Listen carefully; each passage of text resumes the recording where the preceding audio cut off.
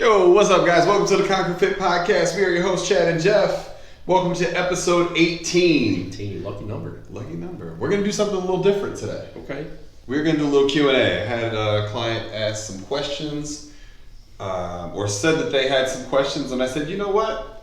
Let's address those on the podcast. Yeah, absolutely, man. So she had watched our last episode that we currently have posted, and she had some questions. So we're going to start just answering a little Q&A questions here. So the first question was, what are macros and why are they important? They're not important at all. Complete bullshit. Right?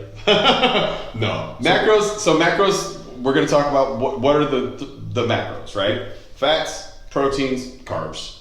Okay? They're called macros because they're the three main nutrients. They're not the substrates. They're not the micronutrients. Okay? Vitamin A, vitamin D, blah, blah, blah, Yeah. blah, blah, blah. Three main that your body needs to function. And I guess we just rolled into why they're important. They're what your body needs to function. They control our metabolism. They control our ability to build muscle. Mm-hmm. They control our ability to lose fat and regulate hormones. Yeah. Okay, so that's why macros are important. Absolutely. Right? And in that balance, we need to make sure we're having the right things so that we're not depleting our body of hormones and we're not depleting our body of the things it needs as the building blocks to sustain us. Correct. Okay? So, first easy question. Shout out to Era, by the way. Era's the one who sent us these questions, so we gotta give her a little shout out. She's a G. She's a G. How do you calculate what the macro split should be? I feel like obviously this is a question more geared towards me, but you had a little tick in the head there. So let's see what Dr. Jeffrey has to say here. Failed Dr. Jeffrey. Thanks, Ed. So you do a much better job at this because this is your job, right? When you are helping people with their, I'm going to call it diet. I fucking hate that word. I'm going to just call it diet.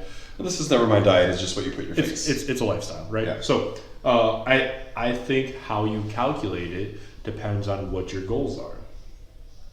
That's accurate. Okay. So for when I first started working out with you, my goals were to lift as much weight as possible, even though you were trying to get me away from that. So right. For me, but at the same time, I also was coming off of a very strict diet of, and I think you were still on it. I was still on it. You were still on it. It wasn't until I started working out with you where I introduced carbs, right? Yeah. You had been doing keto for a long time. High protein, high fat. And so now, not now, but when I made that switch, I looked at more of I want protein and carbs, and still, you still need fats in your diet. People tell you don't need fats in your diets. They're liars. Don't listen to them. Run. How you regulate your cholesterol system. Even if you don't trust the interwebs, go rent a book somewhere, do some research. It's super simple, okay? I have one question. Yes, sir. Where do you rent a book? There are these things called libraries, but that's okay. I think you check out a book at a library. Yeah, I don't know if you rent a book. Whatever. I'm sorry. I had to poke fun there a little bit. That's not bad. Go acquire some knowledge, okay? So for me, I look at what are my current goals, and so I can tell you right now, my current goals, I would like to lose weight, right? Yep. So I'm looking more at a higher protein, medium carbs, because despite what I was trying to do, like you need carbs. Carbs are fuel. They're energy. So, first available energy source of the body. So that's where I look at it. Now how I have that split. That's where I work with Chad, who, despite all the shit I give him, he is a professional, right? So, hey, Chad, I would like to do XYZ. XYZ. Okay, Jeff, we're going to look at this many grams of carbs, this many grams of fats, this many grams of protein. And if anything, I want you to hit that protein goal and not necessarily worry about the carb and the fat goal. Don't go over it, right? So, that's how I look at it. Yeah. And that's how when I look at how I'm calculating what I need, it's like I want my ideal body weight to be between 235, 245 pounds. So like if right now I can be at like 200 grams of protein a day, like I know that's not my ideal body weight, but trying to get over that sometimes can be a struggle. But Yeah, I think it depends on what your goals are, right? It depends on what your goals are, and I think the thing you have to think about first is like, to calculate the macros, we got to know how many calories we're doing. Yep. Right? And which, real quick, I don't want to interrupt you because I know you got a train of thought, but until you actually calculate every calorie, I would guarantee you have no idea how many calories you consume. You're saying that if you haven't tracked your calories before, you have no idea how much you're consuming. 100%. Because I was always under the impression like, oh yeah, when I was doing strict keto, I'm like, I know exactly how many carbs I'm getting. Yeah. Because it's always like, it equates to 5% of your total. But then I'm like, intake. Damn, I was still averaging probably, woefully less than what I needed to pretty much survive, right? So that was interesting for me. So yeah, no, and I think so. I'm going to read the next question because I think that the first part of this goes into the next question. So how do you know how many calories a person needs to consume? Interesting. Okay, so we have to acknowledge several things, right? So you have your BMR, your basal metabolic rate. Mm-hmm. Now, what most people don't understand is your BMR is basically what it takes you to survive as a human, right? As a baseline. Yep. That takes nothing else into account. Simply, what does it take to have your body function to do the things it needs to do? Yeah. Okay. I would probably argue that most adults over the age of 20 shouldn't be consuming under 1,800 to 2,000 calories, just as a bare minimum, right? Yeah. Now, if we have smaller structured people, I've got clients that are just barely over 5 foot tall. Mm-hmm. So obviously their BMR is probably smaller because their body is not as massive, right? Yep. But we also have to take into account, if we're talking about losing weight, most of your calorie expenditure does not come from exercise. It's about 10%. It's very, very low. Mm-hmm. The rest of it is coming from just existing, okay? So that's the first thing we have to do. So then the other thing we have to do, and what I like to do, is I like to have people track their food for a certain amount of time before I change anything. If we don't know what's broken, we don't know what to fix. Correct. Okay? If I blatantly told you, all right, we just need to have you eat more calories, but you're already over consuming, that's done. Yeah. Or if I bottom out your calories and you're already bottomed out, yep, you still need enough calories to survive. Yeah. Okay, so we have to start there. But then you have the thermic effect of food. Food burns calories when you eat it. Okay? There's this little thing that your body does to push food down your body. It's called peristalsis. It's muscles moving, it burns calories to eat food. Okay? So that's the first thing.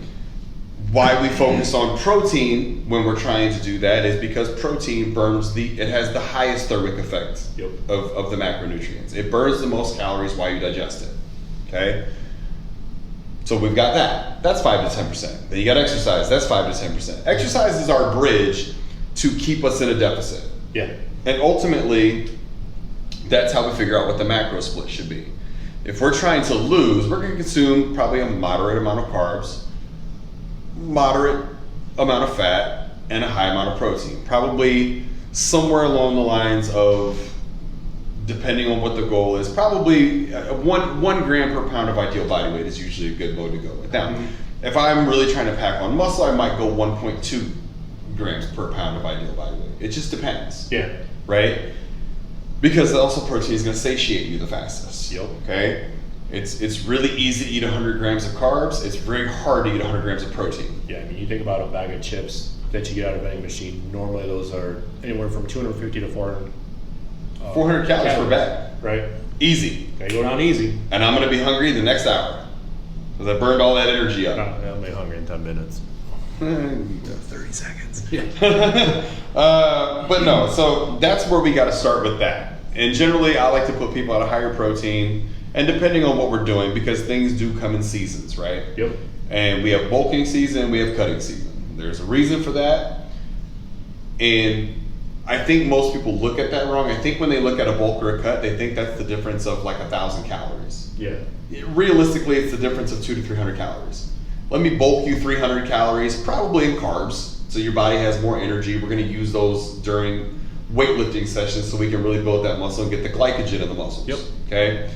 But then when we go to our cut, we're simply just going to cut those 200 to 300 calories out again. That literally will put you right back in a deficit again. Yeah. Right? Because we already bulked the calories.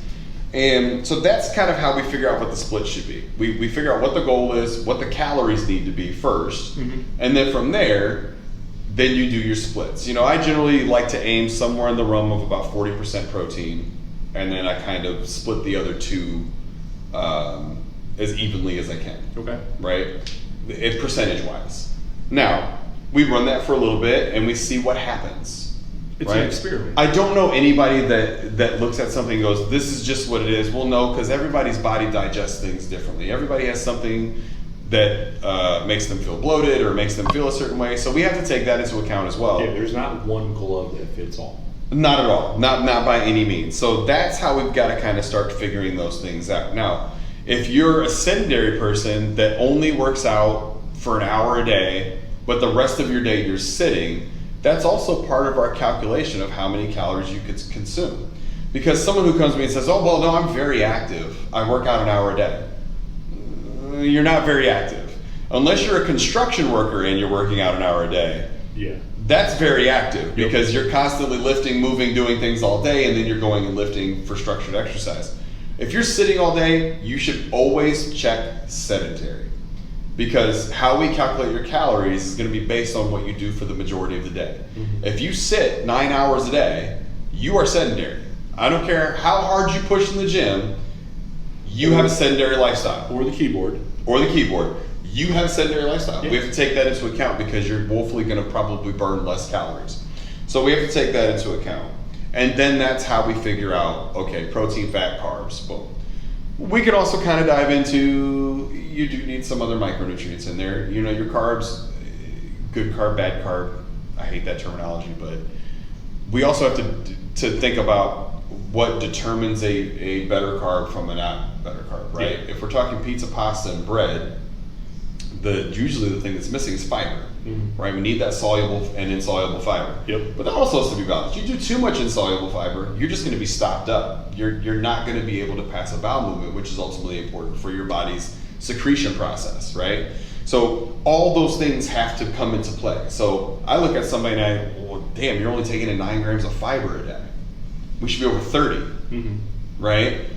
Just to keep the system kind of clean and moving, right? And so that tells me you're eating a lot of empty carbs. And they're just getting burned up, right? If I'm gonna eat a donut, it's gonna be right before a lift. Why? My body's gonna utilize that sugar. Yeah. It's going right to the muscles. Yeah, I want those complex carbs, you know? Yeah. So that's part of the equation. You know, we got to move in the facet of, if we're looking at the 80-20 rule, eat more whole foods more of the time. The other 10 to 20% doesn't really woefully matter. As long as you're just not going into the mentality of when I hit the weekend, calories don't count. Yeah. They definitely do. But again, don't count on vacation, okay? They definitely count on vacation. Don't listen. It's like playing yard darts.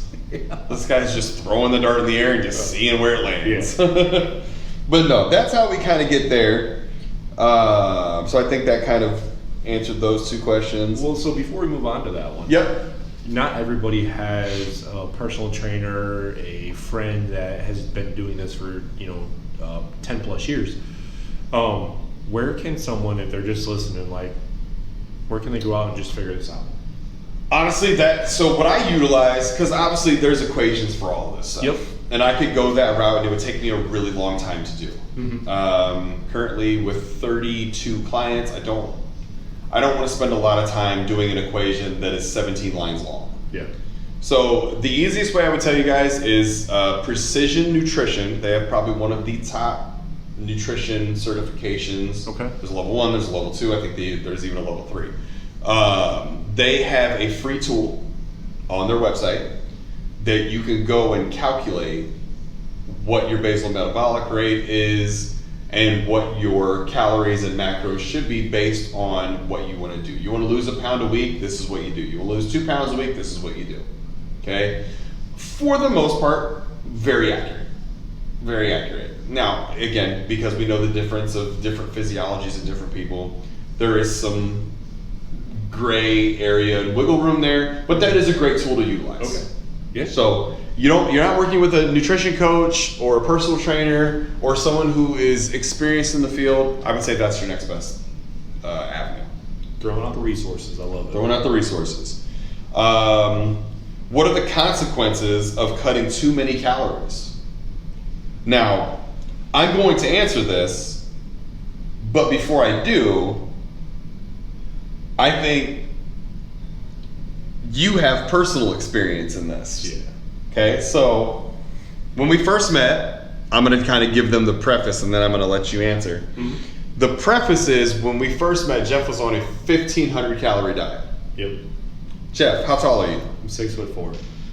Okay, at the time, how much did you weigh? 310. Okay, so if we did simple math so generally if you take your body weight times 10, that's a baseline of what calories you should take. And that's just an antiquated measurement they've used for a long time. Yep. If we did that, you were over 1,000 calorie deficit. Yep. How fast did you cut weight? I didn't. You probably did initially, probably a lot. Yeah. So initially I cut weight real quick. Real quick. First 3 months I lost 65 pounds, 68 pounds. And Then what happened? Then I had an injury, and then I stalled out for probably another 6 months, and then another year after that I probably lost another 40 pounds, right? Doing the same thing. Doing the exact same thing. Yep. It wasn't until I got into a more beneficial macronutrient regimen to where I ended up losing 110 pounds, Mm-hmm. right? And when I was at that 1,500 pounds, I didn't sleep well. 1,500 calories. 1,500 calories, sorry, not 1,500 pounds. Like Jet. Holy shit, That would be 1,500 impressive. 1,500 calories. I didn't sleep well, hardly ever. I know I looked like shit, but I looked worse, right? Bags under my eyes.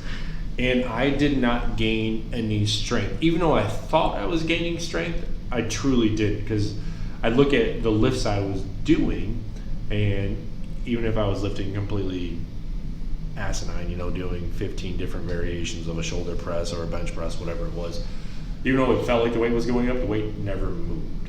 Yeah. Right? What was happening is I was losing muscle, and the same weight was becoming tougher to move, because I was losing muscle. Because my body's like, hey man, we gotta protect ourselves somehow, right? Like you're not helping us at all. Yeah. And it was just taking that fat, storing that fat, cutting the muscle, and so it was rough. Now, did it help me with the first 70 pounds weight loss? Yes. Sure, absolutely, right? I can't take that away. But then it created some really bad habits of body dysmorphia. When I finally started counting calories, there was a lot of, I won't say depression, but there's a lot of, dude, you're a piece of shit. Yeah. So it's not only the effect it has on your body, it's the effect it has on you mentally, but dude, I was messed up. There's the brain fog, it's the whole thing. Can I just point out, I love the honesty on this podcast and I just have to point this out, because in literally a matter of less than a minute there, you're like, yeah, I was lifting like a shithead, I was a piece of shit, I probably should go get hit by a car in traffic. It's like, holy fuck, man, what are we doing here? But when I first met you, the 1,500 calorie diet, you had gigantic bags under your eyes. Yep. And not just flesh tone, they were black and blue because you were deficient in calories. You were nutrients hammering against the wall. You were nutrient deficient. You were sleep deprived. And not to be mean about it, but it was dude, you look like shit. Yep. And it's I just don't know if continuing that path would have been a good pathway for you. I don't think it would have been. I honestly think that I would have ended up severely hurt more than I actually, from a health standpoint. I was really messed up. Yeah. And I think that's the thing. I think it's, dude, you were driving yourself into the ground. Constantly. You were going to fry out at some point. The one day I think I saw you and you just joked about doing shitty fucking 15 shoulder presses. And guys, he jokes about that, but quite literally, it was a barbell standing shoulder press, then it was a seated shoulder press, then it was a dumbbell shoulder press, then it was a single arm dumbbell shoulder press, then it was one arm lateral shoulder press. I'm like, dude, how many more shoulder fucking presses can you do? All of them? All of them. All of the ones that I'm saying I could do. So in a matter of speaking, it was like, dude, I'm frying out the shoulder press. And I'm like, dude, what about laterals? What about front laterals? What about cables? What about all these other things you could be doing for shoulders? And you did 94 shoulder presses. Yeah, at a minimum. At a minimum. Yeah. And that was on 1,500 calories. And that was every lift. That was every lift. Every lift. I was dedicating one lift or one movement per se per day, 7 days a week. I'm gonna do 36 sets of chest. Yep. Holy shit. And with that low calories, man, again, you're just frying out the engine. There's just going to be a point where something breaks, right? We can go into in-depth, information about how this led to your injuries and all that kind of stuff. And essentially, that's what it did.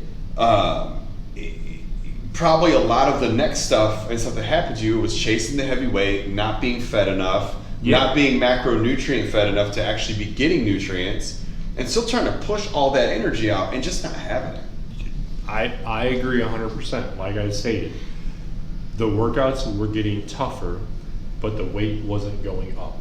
Yeah. It's because I was losing so much muscle mass, I had nothing to push against. Right? Yeah. And even when you went to your brother's wedding, and we had talked about, we had been pretty consistent before that, and this was prior to this last surgery and last injury, and really good macro split, really staying dedicated to the eating, and we had changed a few variables because through the middle of the day, we were struggling to get some good calories in the middle of the day because of work. And dude, I remember I saw a picture of you and Holly, and I was like, oh, okay, fucking Arnold with your arms out here, let's go. But you looked more full, like the muscles looked more full, everything looked better. And I think that was a note of you, because I can make up the macros all day long and we can do that, but if you're not dedicated to actually performing them, it doesn't really matter what I do. Yeah.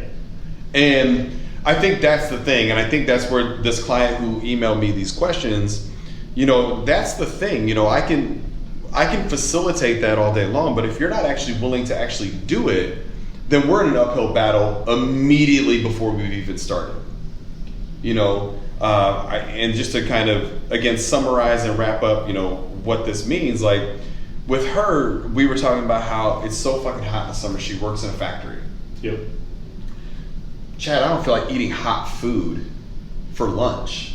It's hot already. I'm sweating when I go into the break room for my break. And I'm like, okay, well, then maybe we do something cold, right? Make a smoothie at home the night before, take that, drink that. Yeah. She did that for like a week, dude. She's like, oh my God, it was so refreshing. It was cool, like it cooled me down. Little changes, man. And that, and she's had some good strides. I'm gonna shout out to Era real quick, and I might passively embarrass her a little bit, but I think she deserves some credit because she's I think a few pant sizes down now. Yeah, man, she's doing great. Putting pants on and saying, Chad, these pants were tight a month ago, and I hate you because now I gotta buy new pants. But I'm also happy because I'm buying new pants and I'm getting smaller in these. That would be her. But the wins that she's had lately. Other people. You and I know this. I would look at myself in the mirror every day. I'm never gonna notice anything different. When other people start to notice. Yeah. Hey, I'm noticing you're losing a little bit of weight. Like, how much have you lost? And I've lost like 50 pounds, And that just makes you feel good, man. It really does, Any outside change that anybody else can see in you and go, wow, man, you've really changed. That's awesome.